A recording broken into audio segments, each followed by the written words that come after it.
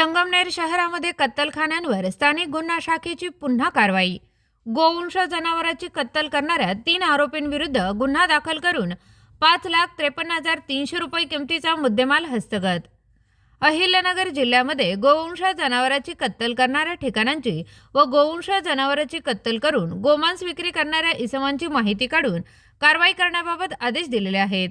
सदर आदेशानुसार स्थानिक गुन्हा शाखेचे पोलीस निरीक्षक किरण कुमार कबाडी यांच्या नेतृत्वाखाली स्थानिक गुन्हा शाखेतील पोलीस उपनिरीक्षक महादेव गुट्टे, पोलीस अंमलदार गणेश धोत्रे, विजय पवार, बाळासाहेब गुंजा, योगेश कर्डिले, अरुण मोरे यांचे पथक तयार करून सदर पथकास संगमनेर शहरामध्ये गोवंश जनावरांची कत्तल करणाऱ्या इसमांची माहिती काढून कारवाई करण्याबाबत सूचना व मार्गदर्शन करून पथकास रवाना करण्यात आले।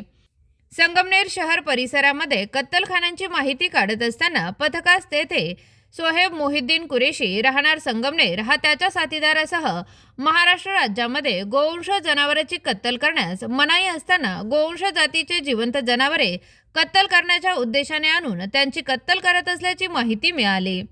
पथकाने तत्काळ बातमीतील ठिकाणी जाऊन खात्री केली असता काही इसम गोवंश जनावरांची कत्तल करत असल्याचे दिसून आले। पथक सदर इसमांना पकडण्यासाठी जात असताना काही इसम पत्र्याच्या शेडच्या पाठीमागील दरवाजाने अंधारातून पळून गेले। सदर इसमांचा पाठलाग करत इसम नामे सोहेब मोहिद्दीन कुरेशी यास पकडण्यात आले। त्याच्याकडून पळून गेलेल्या इसमाबाबत विचारपूस करता त्याने पळून गेलेल्या इसमांची नावे साहिल उर्फ साद मुस्ताफ, अयान मेहबूब कुरेशी असे असल्याचे सांगितले। वरील इसमांविरुद्ध कारवाई करून सदर ठिकाणावरून 4,50,000 रुपये किमतीचे 1,500 किलो गोमांस, 1,00,000 रुपये किमतीचे 2 जिवंत गोवंश जनावरे, 3,000 रुपये किमतीचा इलेक्ट्रिक वजन काटा व 3,000 रुपये किमतीचे 2 लोखंडी सुरे असा एकूण 5,53,300 रुपये किमतीचा मुद्देमाल हस्तगत करण्यात आला आहे।